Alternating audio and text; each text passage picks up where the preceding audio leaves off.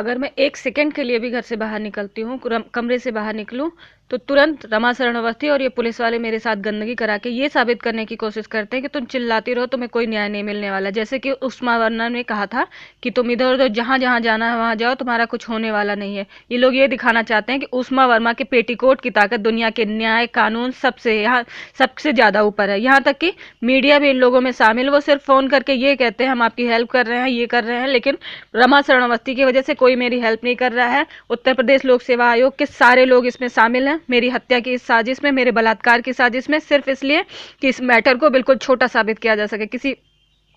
इसके पहले भी इसी तरीके का एक मैटर हो चुका है जिसमें एक इनकम टैक्स ऑफिसर को मार दिया गया था इसी तरह की कारण की वजह से, और उसमें ये दिखा दिया गया कि उसके एक ड्राइवर से साथ उनका अफेयर था और उनके कहने पे एक गार्ड ने उसको मार दिया क्योंकि गार्ड की भी नीयत बिगड़ गई थी। ये लोग हर मुद्दे को या तो चरित्र से जोड़ देते हैं, क्योंकि पुलिस वालों को उस्मा वर्मा, दैनिक जागरण के रमा शरण अवस्थी और खासकर उत्तर प्रदेश लोक सेवा आयोग ने इसमें जिस हद तक साजिश की है उन सबको बचाना है। इसका सबसे बड़ा सबूत कुछ दिन में मैं आपको खुद साफ दिखा दूंगी।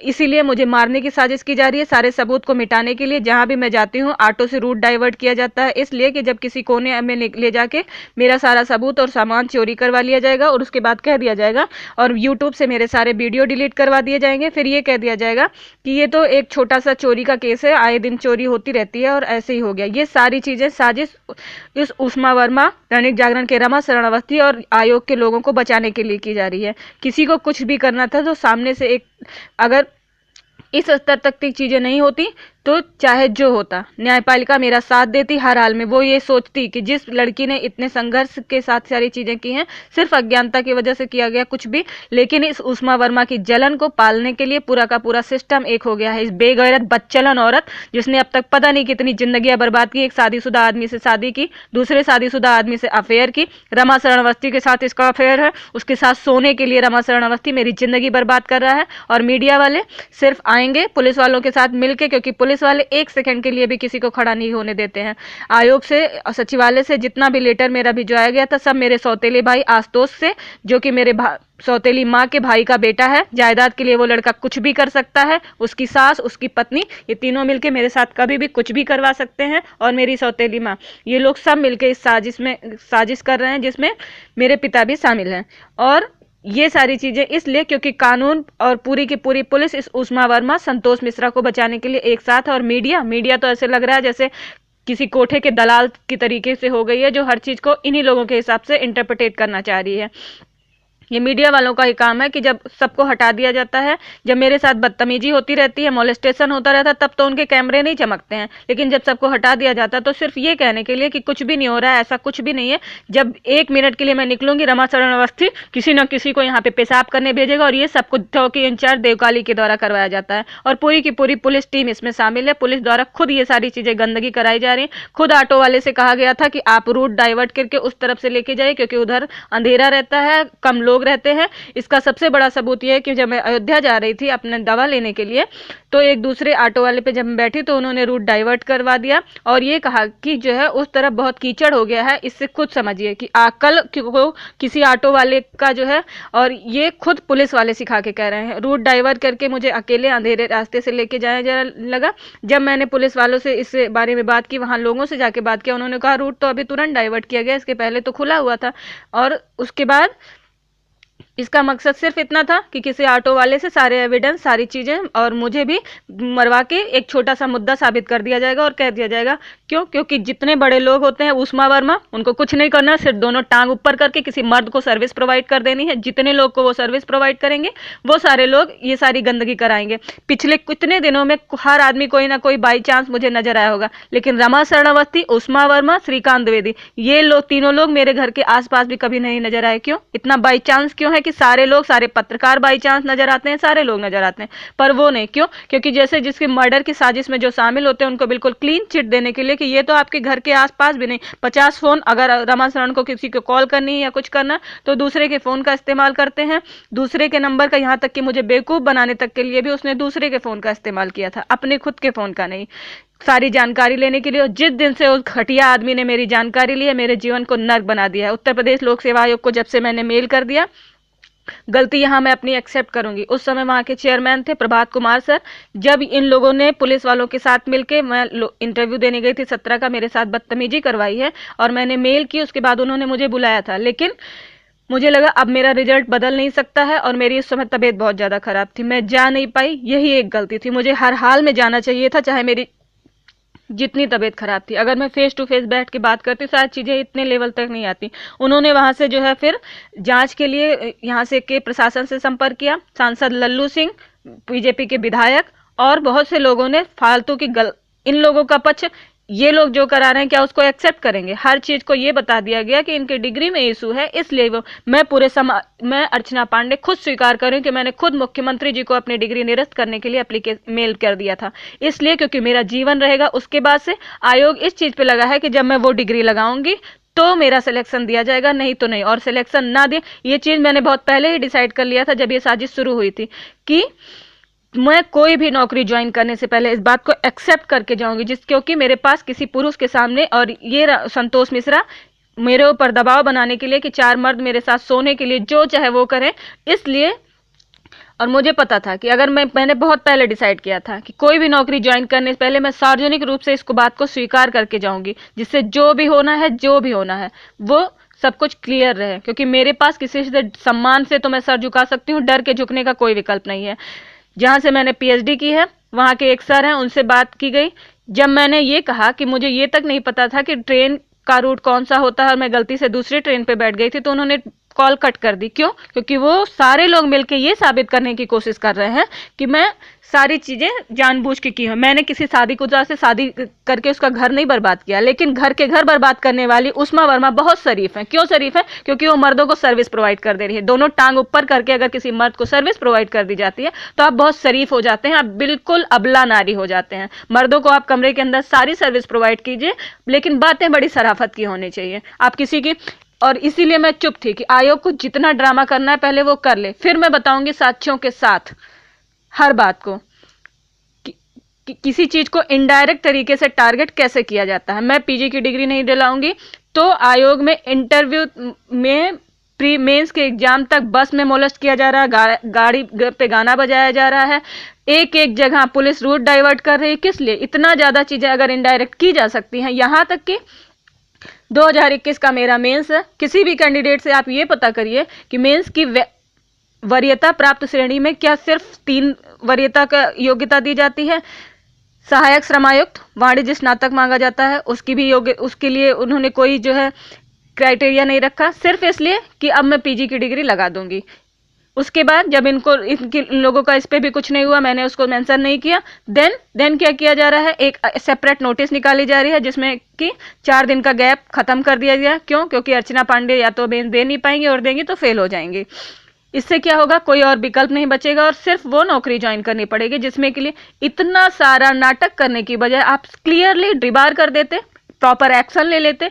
मैं न्यायपालिका में शरण जाती अगर उसमें योगी आदित्यनाथ और खुद इतने बड़े बड़े लोग शामिल नहीं होते, तो दुनिया की कोई कोर्ट अर्चना पांडे की ना तो कोई डिग्री निरस्त करती और ना ही मुझे कोई पनिशमेंट देती। इतना मुझे अपने देश की न्यायपालिका पे, अगर वहां पे कुर्सी पे कोई इंसान बैठा होगा, और ये बात जानते हुए ही डायरेक्ट किसी को कंप्लेन ना करने की बजाय दुनिया भर का स्वांग रचा जा रहा है। मैं 7 जगह सेलेक्ट हुई, लेकिन सेम कंप्लेन, सेम चीजें कि उष्मा वर्मा, उसका प्रेमी श्रीकांत द्विवेदी, सियाराम वर्मा, अरुण वर्मा और रमाशरण अवस्थी मेरी दवा नहीं होने दे रहे हैं, मेरे जीवन को नर्क बना रखे हैं। ये कंप्लेन मैंने हर जगह भेजी। सिर्फ श्रम प्रवर्तन विभाग से वो लेटर क्यों आया? क्योंकि उसकी मैंडेटरी क्वालिफिकेशन पीजी है। मतलब ये आपको करना सब कुछ है, बस कान को उल्टा पकड़ के, सीधा नहीं। सीधी सी बात है, जैसे ये लोग एक छोटी सी मुद्दे को इस तरीके से टारगेट कर रहे हैं, और मैं उस चीज को डायरेक्ट बोल रही हूँ कि उष्मा वर्मा अर्जुन वर्मा की बिना तलाक दूसरी पत्नी है, मेरी हेडमास्टर ने फर्जी हैंडीकैप्ड के सर्टिफिकेट पे नौकरी कर रही हैं, और बीओ में आंचल सिंह फर्जी ईडब्ल्यूएस के सर्टिफिकेट पे नौकरी कर रही हैं। हो गया? ये मैं डायरेक्ट बोल रही हूँ, इसलिए मैं पागल हूँ। और उस चीज को उष्मा वर्मा अर्जुन वर्मा के साथ, श्रीकांत द्विवेदी के साथ दोनों टांग ऊपर करके रात गुजारने के बाद उन लोगों की सर्विस से दुनिया भर के मर्दों का इस्तेमाल करके इनडायरेक्ट तरीके से कर रही हैं, तो वो गलत नहीं है। वो बिल्कुल देवी माता है। क्यों? क्योंकि उनको मर्दों को और दुनिया के दूसरे लोगों को मोहरा बनाना आता है। मेरी सौतेली माँ दुनिया के हर आदमी को मोहरा बनाना आता है। जैसे ही कोई मुद्दा बड़ा होता है, मेरे पूज्य पिताजी अस्पताल में भर्ती हो जाते हैं। कभी उन्हें फालिज मार देता है, कभी उन्हें हार्ट अटैक आ जाता है, कभी जब इतने पे भी दाल नहीं गली तो आईसीयू में भर्ती हो गए। लेकिन मैंने ठान लिया था कि अब बस, बहुत उत्पीड़न में बर्दाश्त कर चुकी, अब बस, अब जो होना है, जितना विनाश योगी जी को करना है वो सब कर ले। अगर मुझ में क्षमता है, मुझ में दक्षता है, मैंने मेहनत करके ये सारी चीजें गेन की है, कोई फ्रॉड नहीं किया है, कोई फर्जी नहीं की है, सिर्फ अज्ञानता। और अभी भी मुझे बहुत सारे नियम कानून उल्टे पुल्टे बताए जाते हैं। एक अकेली लड़की के दम पे मैंने जितना किया है, मुझे गर्व है।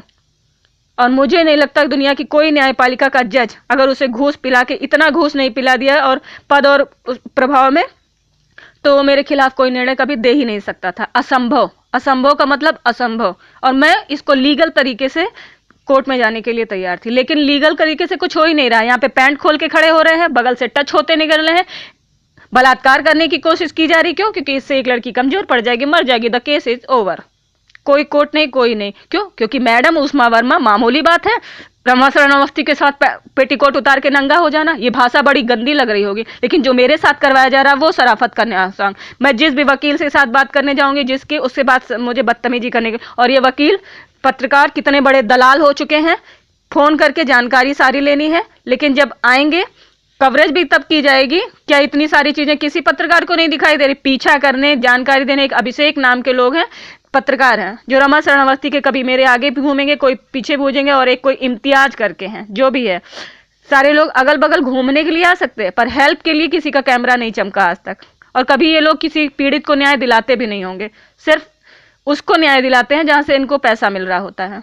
रमा शरणावस्थी जैसे दलाल पत्रकार जब तक है, तब तक ऐसी ही हत्याएं होती रहेंगी, और ये साबित किया जाता रहेगा कि कुछ भी नहीं हुआ है। मैंने बहुत पहले ही ठान लिया था कि पहले मैं सब कुछ सार्वजनिक करूंगी। और मैं, अर्चना पांडे, मैंने खुद अपनी शिकायत सीएम को मेल करके की थी, जिसको मेरे सौतेले भाई ने डिलीट कर दी, ठीक वैसे जिसे आईजीआरएस की सारी कंप्लेंट डिलीट कर दी गई। मैं किसी से डर के जीने के लिए पैदा नहीं हुई हूँ, क्योंकि मेरे पास ये विकल्प नहीं है। सम्मान और सद्दे में तो सर झुका सकती हूँ, पर मैं ये देख रही थी कि कितनी नाटकबाजी की जा सकती है। वो सब कुछ ये लोग कर ले, उसके बाद मैं अपना कन्फेशन दूंगी, और मैं सार्वजनिक करूंगी। जैसे ही मैंने ये सार्वजनिक किया है कि उष्मा वर्मा अर्जुन वर्मा की बिना तलाक दूसरी पत्नी है, वैसे ही मैं अपना सारा मुद्दा सार्वजनिक करूंगी। कोई भी फ्रॉड या गलत तरीके से मैं कहीं इंटर नहीं करूंगी।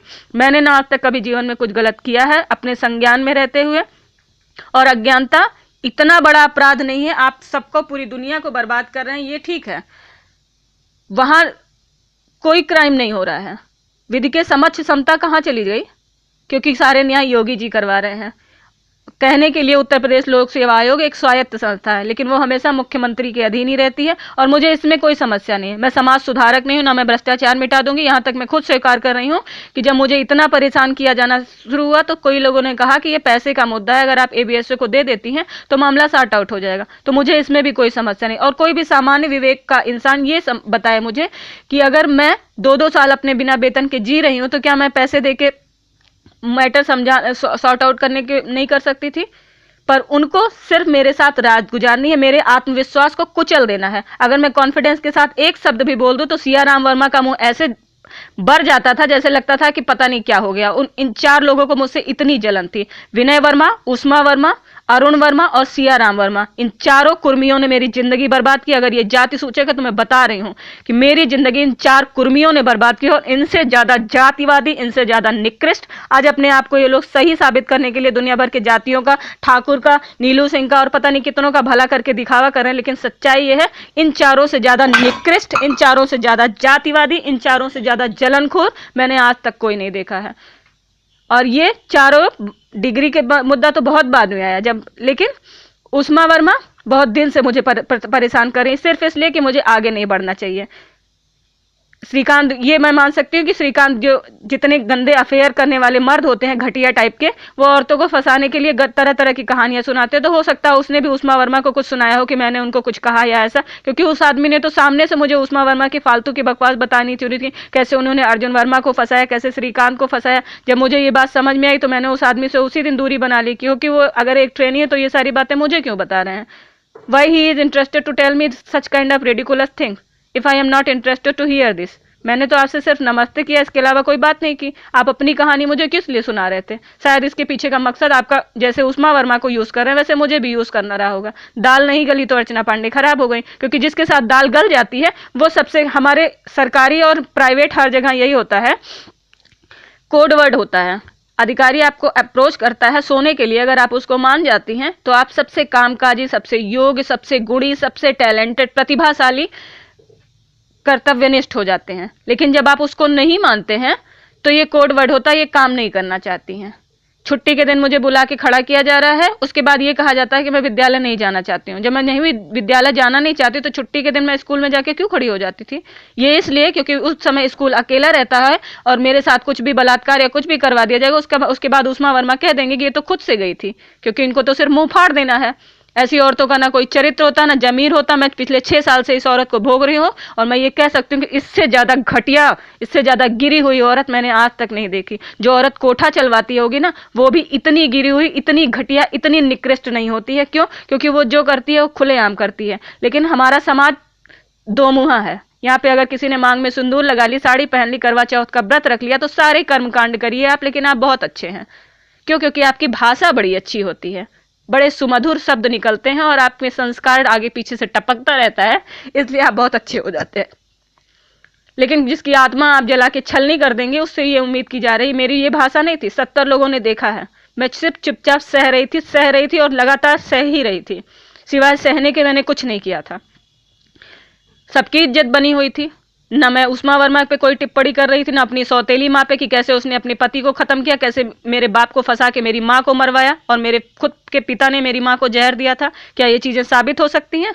कभी नहीं हो सकती। पर मुझे इन चीजों से मतलब नहीं था, मुझे जीवन में कुछ करना था। पर आज मेरे जीवन को ही मिटाने की कोशिश की जा रही है। आज मेरे पास सिर्फ एक काम है, सुबह उठती हूँ मैं, कहीं का कोई जो है सारे सबूत मेरे मिटा दिए जाते हैं, और जब सबूत नहीं मिटाए जा पा रहे हैं, हर दिन मैं कुछ भी लाने जाती हूँ तो मुझे कल बुलाया जाता है। क्यों कल बुलाया जाता है? क्योंकि इससे मौका मिलता है मेरे सौतेले भाई को मेरा ताला तोड़ के सारा कागज निकालने का।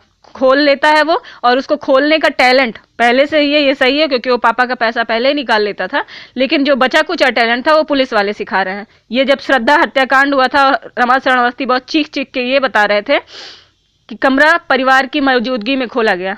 ये बताना भूल गए रमाशरण अवस्थी कि पुलिस वाले बिना चाबी के ताला खोल के जो मान में आता है वो सब गायब कर लेते हैं, किसी को पता भी नहीं चलता।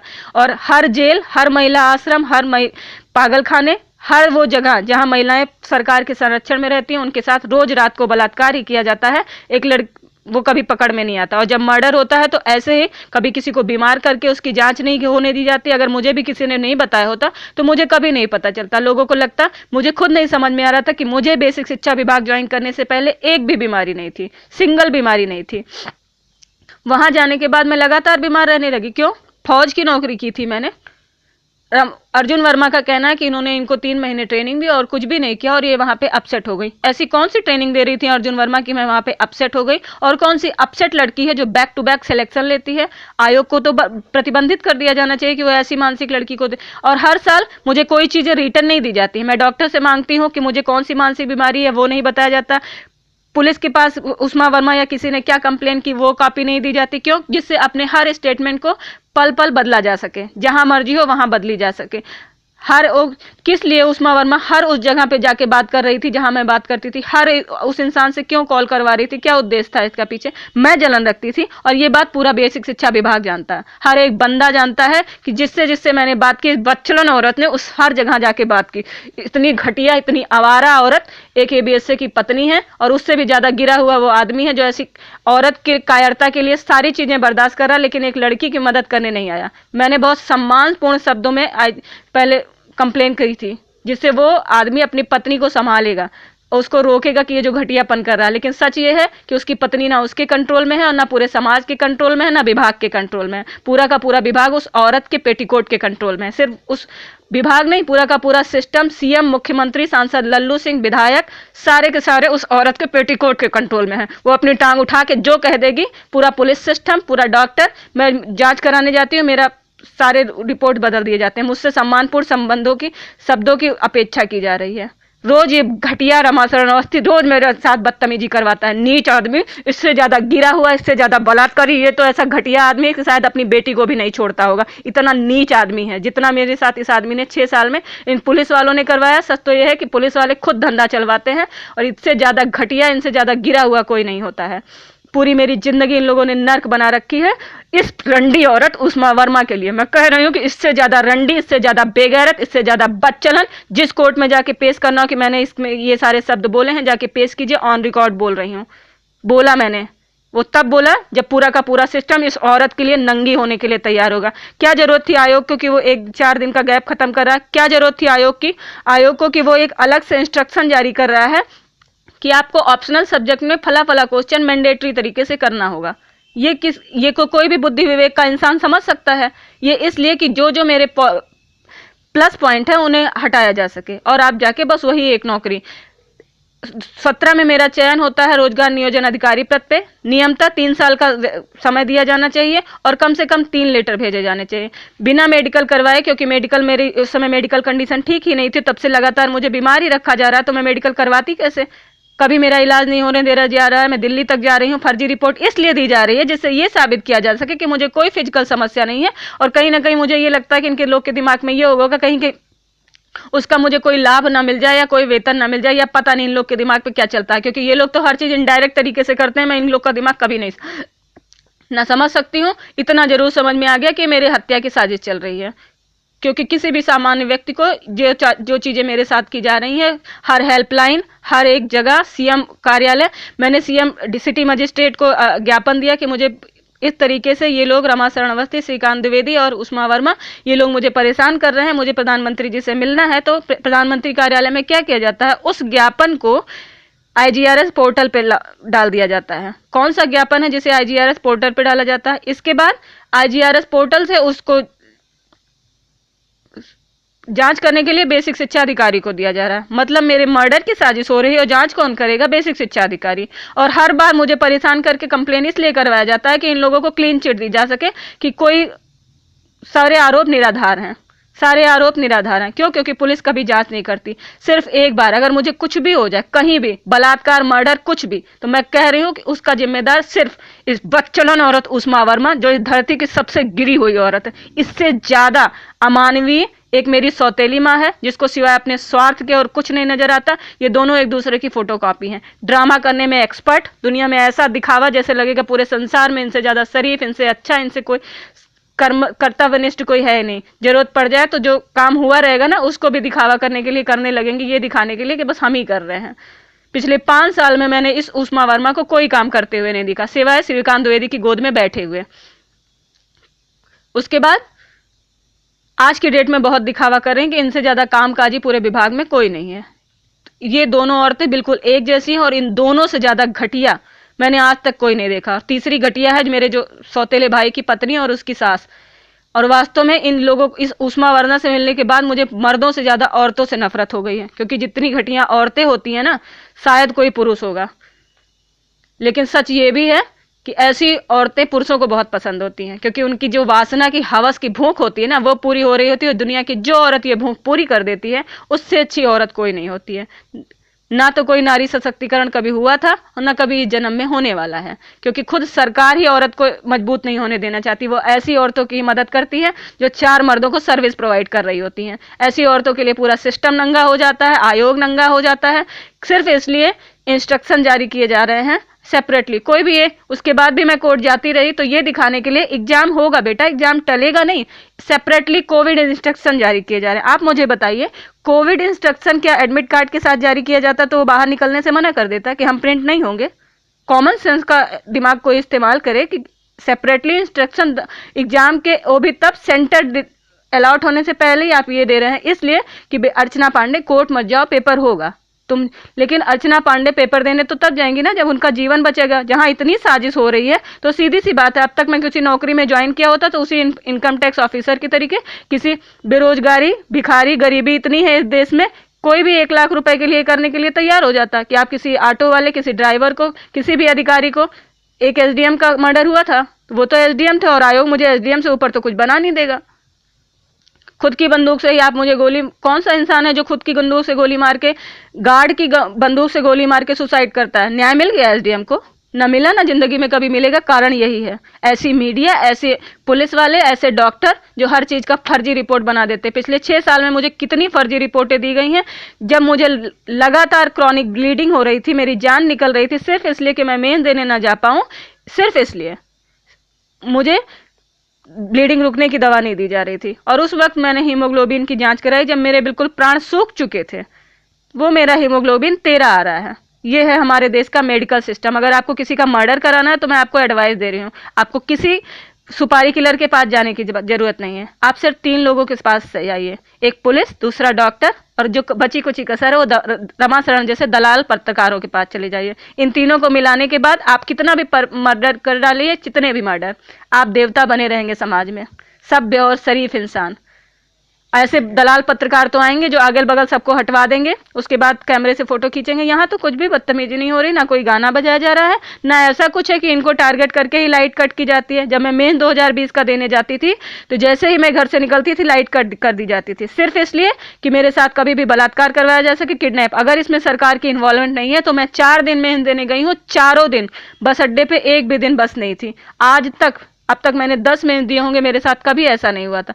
तब से ये हो रहा है जब उत्तर प्रदेश लोक सेवा आयोग इसमें शामिल हो गया, और वो कसम खा के बैठा है कि आपको सिलेक्शन या किसी भी नौकरी में पूरे यूपी में सिलेक्शन तब दिया जाएगा जो आप पर्टिकुलर डिग्री का इस्तेमाल करेंगे, जिससे आपको जितने अधिकारी जो चाहें वो आप करते रहिए। तो काइंड इन्फॉर्मेशन मैंने बेसिक शिक्षा विभाग में जितना बर्दाश्त करना था किया, उसके बाद मैंने काउंटर किया, और बहुत बड़ी गलती हो गई कि मैंने वो विभाग ज्वाइन किया। जितना वेतन मुझे वहां से मिला है उससे 10 गुना ज्यादा कमा के खर्च करके खत्म कर चुकी हूँ, और अपनी कमाई से ही मैंने पढ़ाई की है। मेरा बाप मुझे कुछ देने नहीं आता था।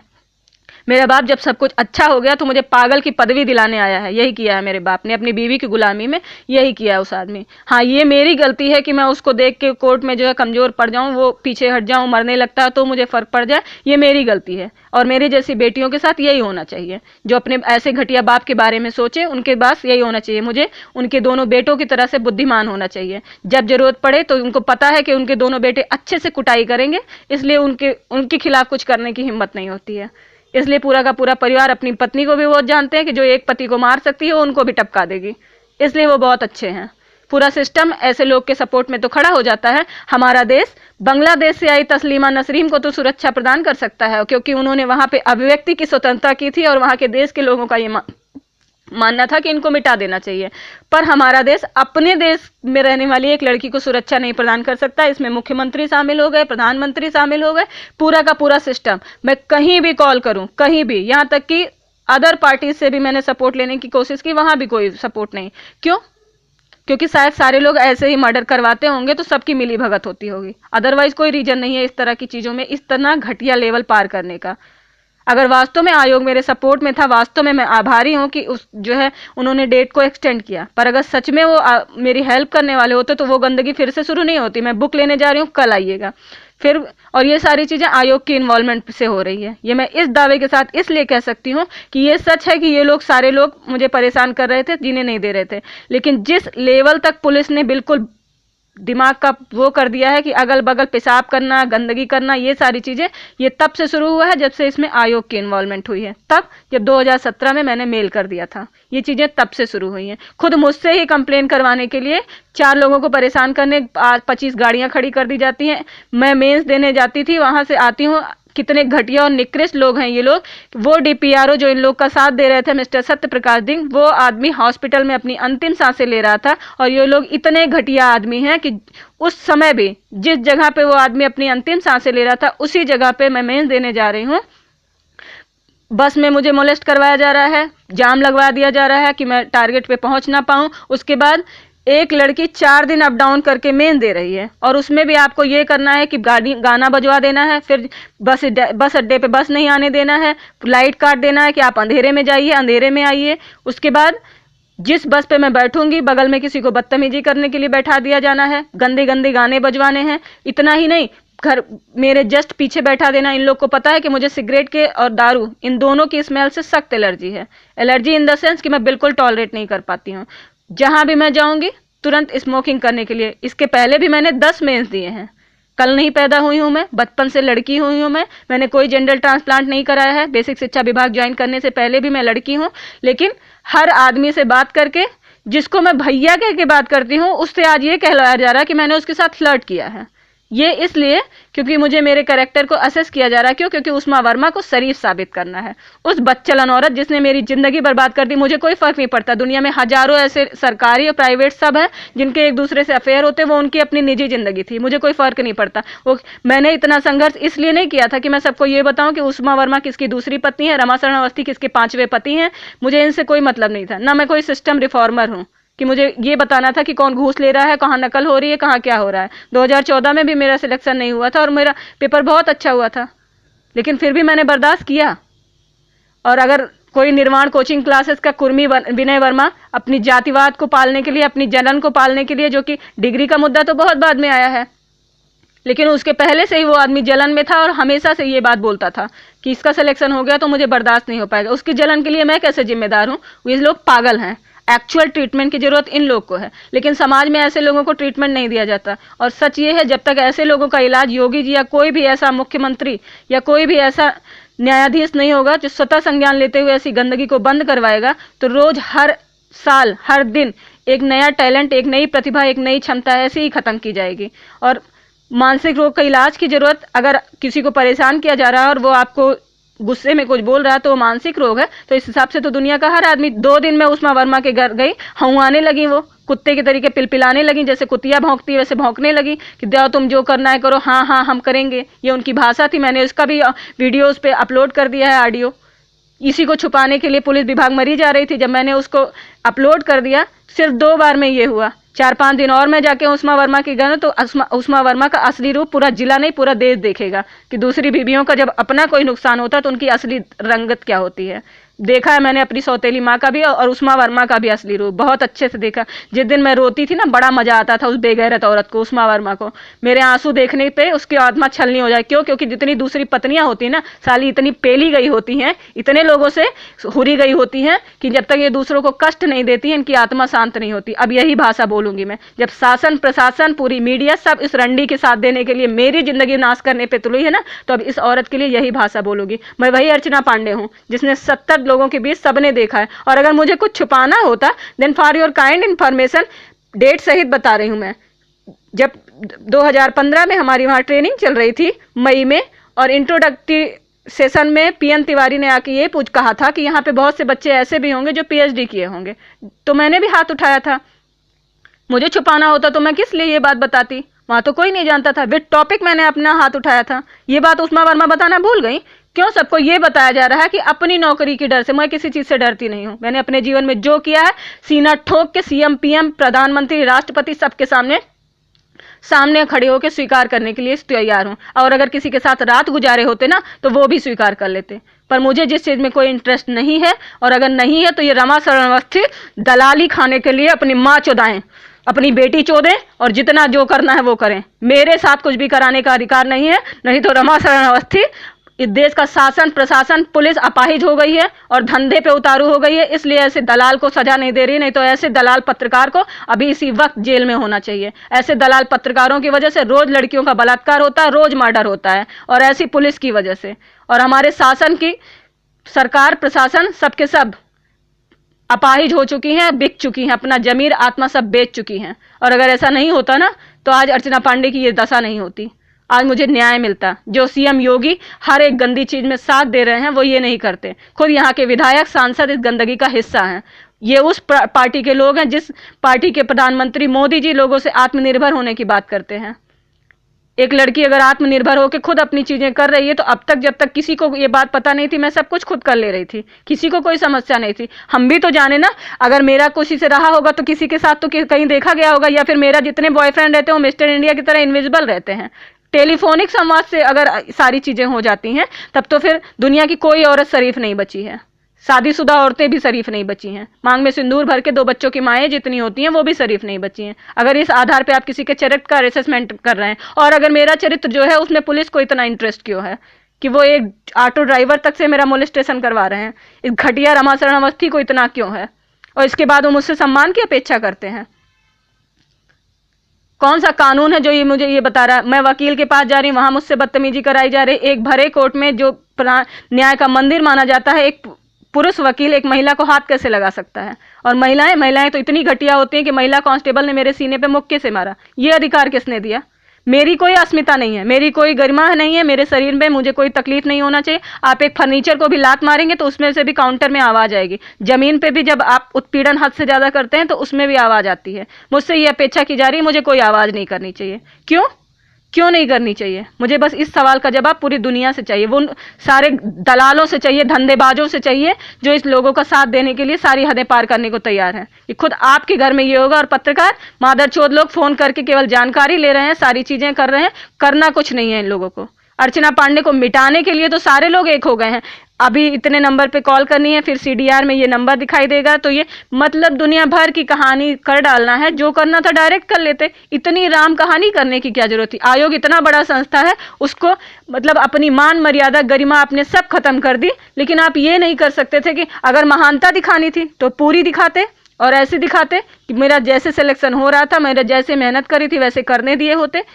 मैं कौन सी डिग्री लगा रही हूँ, क्या कर रही हूँ, इसमें आप मेरे ऊपर दबाव नहीं बनाते। अगर सच में महानता दिखानी थी, इसलिए आपने मुझे डिबार नहीं किया, इसलिए महानता दिखानी थी। और अगर महानता नहीं दिखानी थी तो पूरी नहीं दिखाए होते, कम से कम मेरा जीवन तो रहता। आपका अधिकार सिर्फ इतना था कि आप मेरी कोई डिग्री निरस्त कर देते, मेरी नौकरी निरस्त कर देते, दैट्स इट। आपने तो मेरा पूरा वजीर, चरित्र, मेरी पहचान, मेरी गरिमा, मेरी निजता, सब कुछ खत्म कर दिया। कौन सी महानता दिखाई है आप लोगों ने? और ऐसी महानता अब तक कितनी लड़कियों के साथ दिखाया गया होगा? सिर्फ लड़कियों के साथ नहीं, पता नहीं कितने अधिकारियों के साथ दिखाया गया होगा और उनको खत्म कर दिया गया होगा। किसी को पता भी नहीं चला होगा कि मर्डर कैसे हुआ, क्योंकि मरने वाला तो चिल्ला के बता नहीं सकता, और एक जिंदा लड़की चिल्ला चिल्ला के बता रही तो कोई न्याय करने वाला नहीं, तो मरे हुए को क्या न्याय देंगे आप लोग? हर पत्रकार ये बोलता है, हाँ मैडम बताइए आपका क्या मैटर है, जानकारी लेनी है और किनारे हो जाना है। ना मुझे किसी का कोई हल्ला मचाने की जरूरत थी, खामोशी से मैंने जिया था जीवन, और मुझे खामोशी से ही जीना था, क्योंकि मैं एक अकेली लड़की हूँ। सारी चीजें मुझे खुद करनी है, मुझे अपनी हेल्थ का ध्यान रखना था, एक सुकून भरा जीवन चाहिए था। हाँ, थोड़ी बहुत जिम्मेदारी करते तो मेरा कोई ठेका नहीं था, मैंने किसी बच्चे को पैदा नहीं किया, वो मेरी मर्जी थी कि मुझे मैं कर लेती तो मुझे सुकून मिलता। पर अच्छा हुआ कि नहीं किए, क्योंकि उसका फायदा भी मेरे सौतेले भाई लोग ही लेते, और उन लोगों के लिए जितना मैंने किया उसका मुझे अफसोस है, वो जीवन भर रहेगा, पूरे जीवन रहेगा। जितनी मेरी सौतेली माँ ने नहीं किया ना, उससे 10 गुना ज्यादा मैंने उसके भाई के बेटे के लिए किया है। जान से नहीं होती देवकाली मंदिर में, अगर मैंने अपनी जान पे खेल के उसको करंट से नहीं बचाया होगा, पर मुझे इस बात का अफसोस जीवन भर रहेगा, क्योंकि वो सपोला अगर मर गया होता तो आज मेरी जिंदगी इतनी नरक नहीं होती। जिस तरीके से वो मेरा सारा कागज, सारी सबूत, सारी चीजें। और एक बात, उष्मा वर्मा के खिलाफ सबूत क्योंकि अजय मिश्रा के मोबाइल में था, क्योंकि उनका और श्रीकांत द्विवेदी और रमाशरण अवस्थी तीनों का सेक्स वीडियो उनके मोबाइल में था। उनको तो मरवा दिया सरकार ने, लेकिन ना तो मेरा सौतेला भाई मना, ना रमाशरण अवस्थी मरे, ना श्रीकांत द्विवेदी मरे। तीनों में से ना तो किसी को कोरोना हुआ, ना एक्सीडेंट हुआ। क्यों? क्योंकि आज की डेट में ये तीनों बीजेपी की सरकार की गंदगी को छुपाने का सबसे बड़ा मोहरा है। और सिर्फ ये नहीं, बहुत से सरकार के लोगों को इससे सपोर्ट मिल रहा है, इसलिए इन लोग जो है इस तरह की गंदगी कर रहे हैं। हर आदमी को रमाशरण अवस्थी से अपनी गर्ज दिखाई दे रही है, इसलिए इनकी मदद की जा रही है। मुझे ये सब कुछ भी नहीं करना था। आप 70 लोग में जाके पूछ लीजिए, और 70 लोग नहीं, पूरी जिंदगी में जितनी भी जगह मैंने पढ़ाई की है और सब जगह से, अगर कोई ये सारी जगह चुपचाप मैंने अपना काम किया, अपने घर गई हूँ। इससे ज्यादा मैंने कभी किसी से कहीं कोई मतलब नहीं रखा है, कभी भी नहीं, कभी नहीं। और उष्मा वर्मा जैसी औरतें हर चीज का चरित्र से ही असेसमेंट करती हैं, जो शादीशुदा होने के बाद भी जिनसे अपनी आग नहीं संभाली जाती है ना, तो दुनिया की हर औरत को बच्चेला नहीं साबित करने पे रहती। तो वो क्या सोचती है मुझे इससे फर्क नहीं पड़ता, पर रमाशरण अवस्थी जैसे दलाल पत्रकार और घूसखोर पुलिस वालों ने इस चीज को सही साबित करने के लिए बिल्कुल सारी पराकाष्ठा पार कर दी है, और उसमें सारा हद पार कर रही है उत्तर प्रदेश लोक सेवा आयोग के लोग, जो ये नहीं समझ पा रहे हैं कि जिस तरह की घटिया हरकतें कराई जा रही हैं, इससे एक लड़की का जीवन बर्बाद हो रहा है। उससे जीवन नहीं, सबकी मर्यादा खंडित हो रही है, उससे भी किसी को कोई फर्क नहीं पड़ता। अगर इसी तरीके की घटिया हरकतें थॉमस अल्वा एडिसन के साथ हुई होती, 1200 प्रयोग उन्होंने असफल हुए थे, फिर भी उस आदमी ने अपने कर्म क्षेत्र में को जारी रखा था, तब आज ये स्थिति है कि हर अमीर के घर में उजाला होता है। दुनिया में हर इंसान के अपने सोचने का तरीका होता है, अपने जीने का तरीका होता है। बहुत खामोश मनमोहन सिंह भी रहते हैं, पर अगर किसी को ये लगता है कि मनमोहन सिंह बेवकूफ है ना, तो मैं तो खुद इस बात को एक्सेप्ट कर रही हूँ कि मैं मनमोहन सिंह के पैर के धूल के बराबर भी नहीं हूँ। मैं कांग्रेस की सपोर्टर नहीं हूँ, कि वो कांग्रेस का प्रतिनिधित्व करते थे, इसलिए मैं उनका सपोर्ट कर रही हूँ। वो एक बहुत बेहतर इकोनॉमिस्ट थे, हैं, इसलिए मैं उनका जो है सम्मान कर रही हूँ। और दुनिया का हर इंसान जो वास्तव में बौद्धिक रूप से प्रबल होता है और मेहनत करना होता है, जिसको कर्म करना होता है, वो बकवास नहीं करता है, वो चुपचाप ही रहता है। चुपचाप रहने का मतलब डिप्रेस होना होता है। तो उष्मा वर्मा बहुत अच्छी हैं, आप उन्हें पालिए, पोसिए, पौधा लगाइए हर घर में उष्मा वर्मा के नाम का, और बताइए कि हर घर की बेटी को ऐसा ही रहना चाहिए। और अगर ऐसा है तो दोगलापन छोड़े सरकार कल से बेटी बचाओ बेटी पढ़ाओ अभियान नहीं चलाना चाहिए, उनको बेटी बचाओ और उसे रंडी बनाओ अभियान चलाना चाहिए। और दुनिया की हर औरतों को कपड़ा उतार के नंगा होना अधिकारियों के साथ जब सीख ले, तब उसे नौकरी करनी चाहिए, या उसके पास कोई ऐसा मर्द हो जो सामने वाले अधिकारी को ठुकिया सके, तब उसे नौकरी करना चाहिए। अगर ये दो चीज़ें आपकी सुविधा नहीं है तो उसे ना तो सरकारी नौकरी में जाना चाहिए, ना निजी नौकरी में जाना चाहिए, क्योंकि मर्दों को तो खुला छूट मिली हुई है, आप जो चाहे वो करिए। और यही समाज में मैं पहले भी रही हूँ, आज तक रही हूँ, हमेशा रही हूँ। आज तक मेरे साथ कभी कुछ नहीं हुआ, सारी चीज़ें मैंने अकेले की है। दिल्ली तक इंटरव्यू अकेले दे के आई हूँ, प्रधानमंत्री कार्यालय तक अकेले होके आई हूँ, पर मुझे पता है कि मुझे अपने आप को कैसे रिजर्व रखना है, कैसे अवेयर रहना है। कभी मेरे साथ सिंगल एक बार भी कोई गंदी घटना नहीं हुई है, कोई भी नहीं, मतलब कोई भी नहीं, एक फब्दी तक मैंने नहीं सुनी है, क्योंकि मुझे पता है कि मुझे कितना अवेयर रहना, कितना रिजर्व रहना, कितना स्ट्रिक्ट रहना है। लेकिन जब से ये बच्चलन उष्मा वर्मा, इसका प्रेमी श्रीकांत मुझे मिले हैं, मेरी जिंदगी नर्क हो गई है। और ये सब कुछ हुआ उस विनय वर्मा के अहंकार की वजह से, और इस उष्मा वर्मा के जलन की वजह से, और इसे पराकाष्ठा तक पहुंचाया है उस दैनिक जागरण के रमाशरण अवस्थी और उत्तर प्रदेश लोक सेवा आयोग के समीक्षा अधिकारी 2010 के बैच के संतोष मिश्रा, जो बस्ती जिले के निवासी हैं और फैजाबाद में प्रीमियम कोचिंग क्लास में पढ़ाते थे। ये डिटेल मुझे इसलिए देने पड़ रही कि कुछ लोग तो ये भी कह दे रहे हैं कि संतोष मिश्रा नाम का वहाँ पे कोई समीक्षा अधिकारी नहीं है, और आज आयोग की डेट में ये कहा जा रहा है कि उनको तो परीक्षा सेक्शन में एंट्री करने का भी अधिकार नहीं है। ये सारी चीज़ें दिखावेबाजी सिर्फ इसलिए की जा रही है क्योंकि आज उसमें पूरा आयोग शामिल है। कौन कहाँ शामिल है कुछ भी नहीं, मुझे नहीं मतलब है। मुझे मेरे सारे फंडामेंटल राइट्स वापस चाहिए, और आज मैं इस बात को इसलिए यहाँ पे कह रही हूँ कोर्ट कि मेरी बात को कोई उच्च न्यायपालिका तक पहुँचाए और किसी ऐसे इंसान तक पहुँचाए जो गुरमीत सिंह राम रहीम और आसाराम बापू जैसे लोगों को जेल में भेज सकते हैं, तो रमा शरणावस्थी जैसे आदमी को जेल भेजें, श्रीकांत द्विवेदी को जेल भेजें, और जब तक ये दोनों जेल में नहीं जाएंगे, संतोष मिश्रा को जेल भेजें, जब तक ये तीनों जेल में नहीं जाते हैं, मेरी लड़ाई जारी रहेगी। और मैं खुद इसलिए नहीं जा रही हूँ क्योंकि अगर मुझे सिंपल से रास्ते से, एक जरा से रास्ते से मैं जा रही हूँ और पुलिस मुझे ऑटो से किडनैप करवाने और मेरे सबूत गायब करने के लिए मेरा मर्डर कराने की कोशिश कर रही है, तो वो कोई भी हद पार कर सकती है। इसलिए मेरी यहाँ की जनता से अनुरोध है, गाली मैंने दी तब दी जब सारी पराकाष्ठा पार हुई है, और मुझसे कोई भगवान नहीं हूं मैं। मेरा मेंटल स्टेटस क्या है ये डिसाइड करने का अधिकार मेरे है। डॉक्टर का काम ये था कि मैं जो बीमारी बता रही हूँ वो उसकी दवा देता।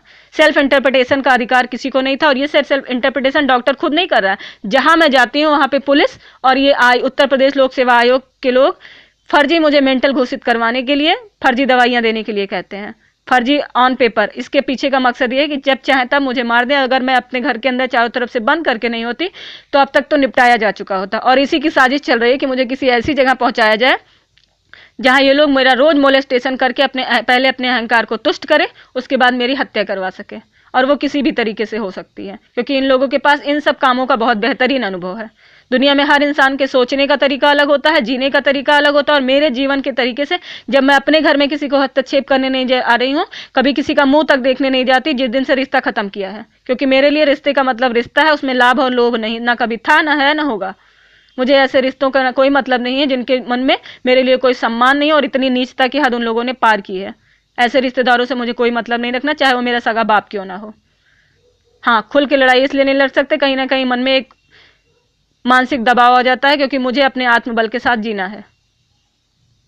बस इसके ज़्यादा मेरे मन में उस आदमी के लिए कुछ भी नहीं है। जो आदमी इस घटिया स्तर को पार कर सकता, कि करने तो वो आदमी कुछ नहीं आया, लेकिन मेरे सारे जमीन को मिट्टी करने के लिए इस उष्मा वर्मा और इसके लोगों का साथ देने के लिए उस सौतेले भाई ने सारी गंदगी की सारी हद पार की, उस परिवार से मेरा कोई वास्ता नहीं है, और उनके दिए गए किसी बयान से मेरा कोई वास्ता नहीं है, न सकारात्मक न नकारात्मक।